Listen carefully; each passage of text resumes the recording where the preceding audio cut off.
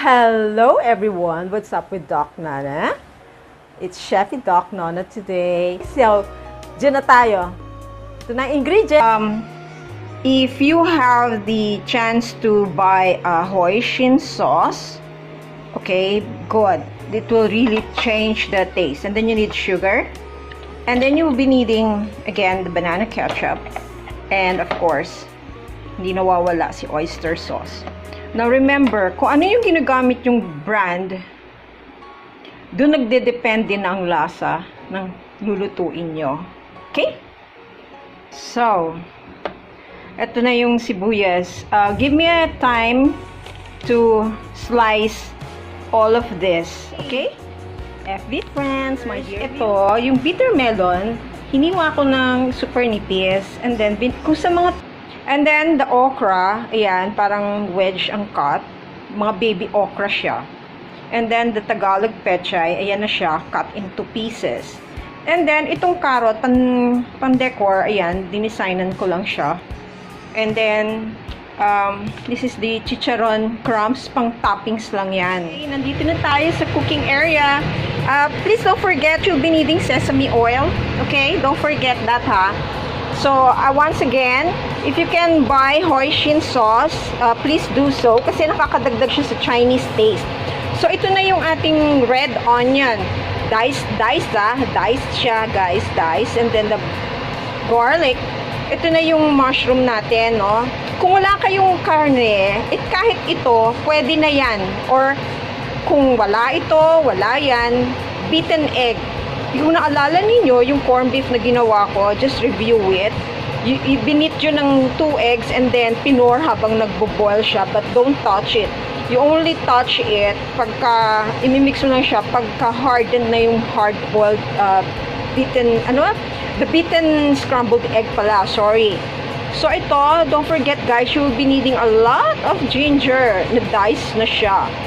So, again, you'll be needing sugar, oyster sauce, Del Monte. Ayan na, nabanggit ko na. I'm not supposed to say that. This one, the banana ketchup. Sorry. Sana ma-erase. Hindi na. Bahala na sila. Okay, that's the reason why I'm using a bouillon. It's because wala akong beef stock. Okay, ano yung beef stock? Yung pinagkuluan ng karne, ng baboy, or manok, or ng hipon, or chicken. Let's start. Okay, I placed in the garlic. The ginger. Okay, the ginger. But just one small. Just one lang. Yung, para sa akin kasi dito I cook, no? Depends on how you cook also. Sa akin, when I get to start, yung naamoy ko na yung onion. Okay, yun. I make use of my nose. More. And the secret here, guys, you put in the bouillon. Okay, sama nyo siya. This is another way, okay, kasi concentrated siya. Now, kung wala, yung talagang the old long way, maglaga kayo ng ng karne or manok or baboy. Yun ang gagamitin yung pangsabaw. Pwede din yun. But if you do that, definitely, matatagalan yung pagluluto nyo. Kasi syempre, mag-aantay pa kayo ng pakukuluan ninyong karne. And then, you put in the meat. Okay? There you go. Okay, here. Makikita nyo na, nagsiseparate siya. Medyo toasted na siya. That's the secret there. Medyo toasted na siya. Ngayon, syempre, because of the bouillon, kumapit na yung taste ng bouillon sa meat. Now, you don't have to put salt. No patis, no toyo. Nothing like for that matter. Which is, yun ang ina-avoid ko. Ayoko ng mga ganon. And then, you put in the mushroom. Okay. Kung wala kayong karne, I repeat, just make use of the mushroom. Now, if you don't have mushroom, make use of the scrambled egg.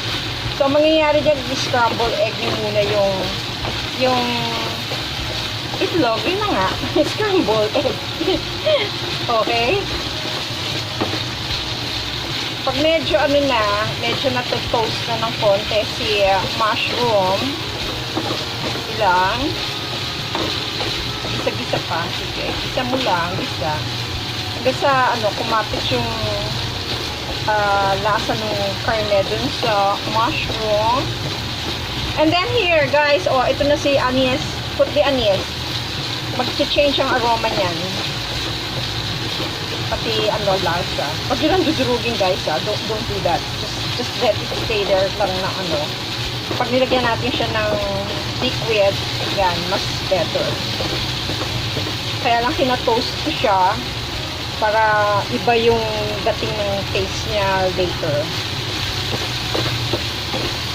Oh my goodness, naamoy ko na amoy asado. Guys, kung mahilig kayo sa mga pork asado, mga ganyan, ako. Star anise is the star. Oh my goodness. And of course, dahil matigas ang carrot, lagyan na natin si carrot, ha? Okay, let's put the carrot. Kasi pag niluto natin yung gulay, ayoko na nilalanta ko yung gulay ayoko. Kasi ilang days ko din kakainin to, ayoko na lantang gulay. I don't like. Gusto ko yung pagka nire-reheat ko siya, green, hindi na siya nalalanta.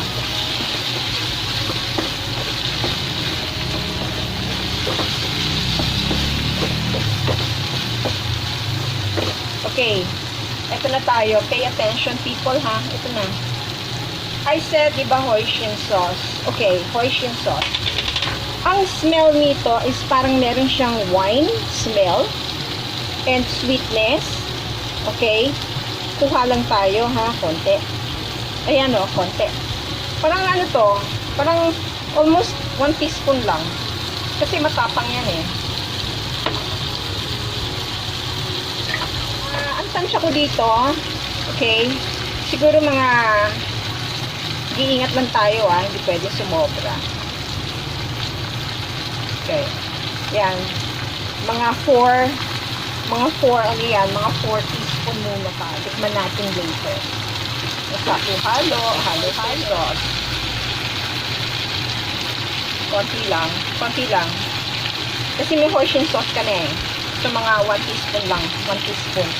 Good for 5 servings lang yun, guys, Ganyan ako palagi Okay, maglagay lang muna tayo ng sugar.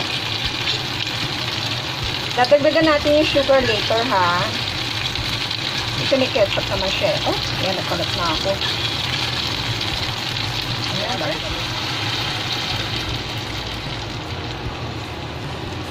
konti lang. Enough lang mag-boil siya. Yan. Para hindi maalat, hindi rin sobrang tamis. Yan. Guys, kung gusto nyo ng chili paste, gusto nyo ng konting anghang, pwede nyo siyang lagyan. Pero hindi, kasi ako hindi ko siya lalagyan kasi I plan to bring some of this to my mom. Hindi siya pwede sa maanghang. Okay? Pagkulo niyan, titikman natin muna yung sauce. Pero nag-iiba kasi ang taste niyan pag nilagay na natin ito. Tsaka yung mga ibang gulay. So, kailangan, ilalagay na muna natin lahat ng mga gulay, tsaka natin siya titikman. Kasi, hindi natin siya binibigla. Hindi ko binigla yung sugar. Okay? At saka, hindi pa natin siya nilalagyan ng sesame oil. Remember, guys, huwag nyo ikinalagay ang sesame oil pagka nagluluto kayo na may nangyayari sa kanyang taste. Lalagay nyo lang yung sesame oil kapag kumukulo lang yung niluluto nyo, napatapos na kayo. So, takpan na muna natin siya, ha? Okay. Ito na ako, bumalik na ako. Naamoy ko na yung star anise. Pagka ganyan, tanggalin na natin siya. Kasi na siya. Ayun. So, ayan tinatanggal ko nyo, guys, ha? Tanggalin nyo siya. And then, nakakaibang sa ulan.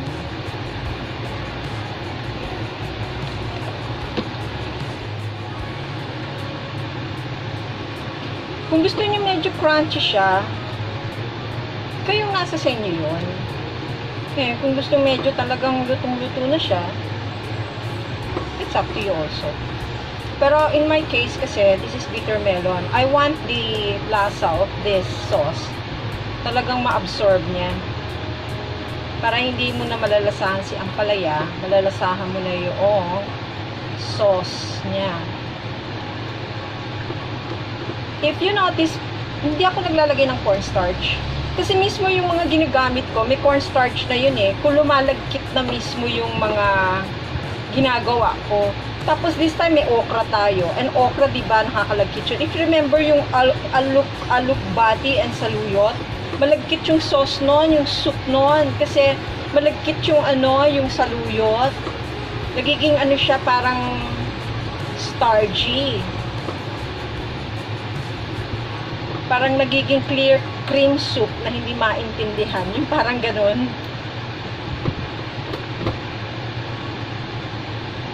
So, let's put in the okra na. Para sa akin, okay na yung ampalaya ko na yan.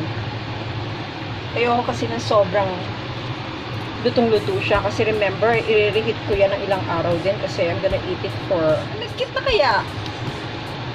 Kasi mismo yung gulay, may sariling sabaw din yan eh. And then, you put in the Tagalog pechay na. Tapos, meron ako nahalo dito na Chinese pechay eh. Chinese cabbage. Kasi, yun natira na yon.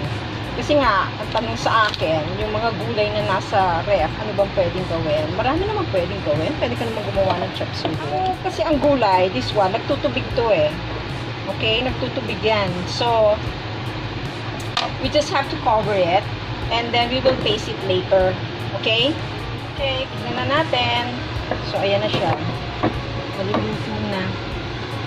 Tikman natin. Tandaan nyo guys, may bitter melon to. Pero kung kayo, ayaw nyo nang may bitter, okay lang yon.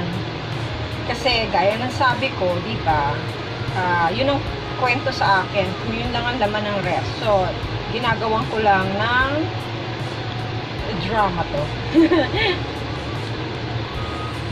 Nire-react ko lang yung problema niya. So, ito na. Okay?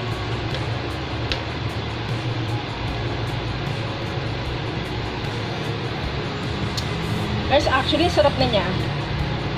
Parang gusto ko siya lagyan ng maanghang. Kaya lang, hindi pwede kasi yung mother ko, bibigyan ko nito. Kawawa naman si mamo. Ngayon, gusto ko pa ng konting tamis. Kasi 2 teaspoon lang yung nilagay ko eh. Gusto ko maglasang parang to eh. Naghalong asado na may oyster. Yun, ang sarap nun. Ito na, may oyster nga yan. Saka may hoisin, may banana ketchup. Ayan, medyo nagda-dry na siya. Yung star anise niya, kahit tinanggalan natin, amoy na amoy na amoy na amoy ko pa rin. Oh la la. Ayan.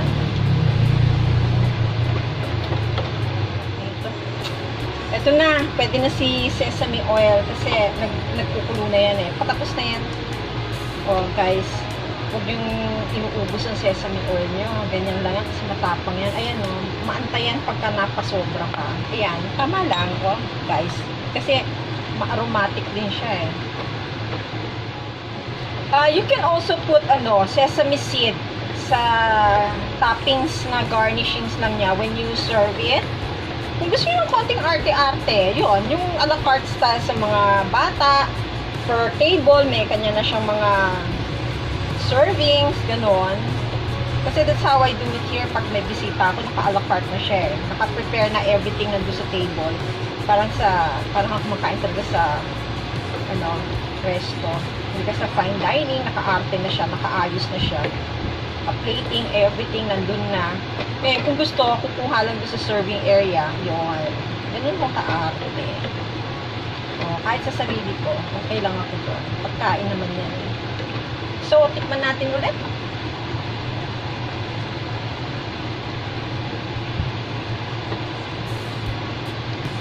Oh, ang sarap. Para akong kumakain ng asado. Hindi ko na nalalasahan si bitter melon, my goodness. Para talaga akong kumakain ng karne na asado. Asadong karne yung kinakain mo, pero ganitong version. Oh, let's put the fire down. Nag-transfer na ako dito sa plate. Now, yung garnishings, that's what I'm going to show you. So, ito na. Maglalagay tayo ng onion spring. Yan. Okay. Ngayon, kung meron kayong parsley, okay lang yon. Ngayon, pwede kayong maglagay ng sesame seed. I-toast nyo muna yon bago nyo siya i-garnish. Konti lang. At ito naman, chicharon bits. Yan, chicharon yan. Chicharon powder. Ayan. Naku, nakain na ako. Ito na, excited na naman ako. Okay, papakita ko to sa inyo later. Guys, ito na. Ito na siya. So, I want na ngayon kakain ako sa ganitong plating. Tapos, nandito yung rice. Ayan. Okay. So, ito na siya.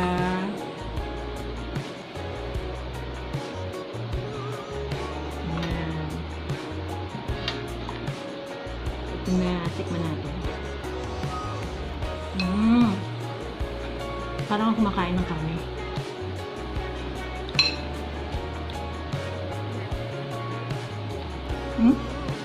Sarap. Bye-bye na. We're back. Okay. Nakita nyo naman kung paano kong pin-repair, paano siya niluto. Actually, masarap po siya. Kinakain ko siya, tinikman ko siya. And I'm happy with my cooking. Ito na, sige. Hope you enjoyed. Tignan nyo na yung mga ginawa natin for today. Okay? Bye, bye, bye!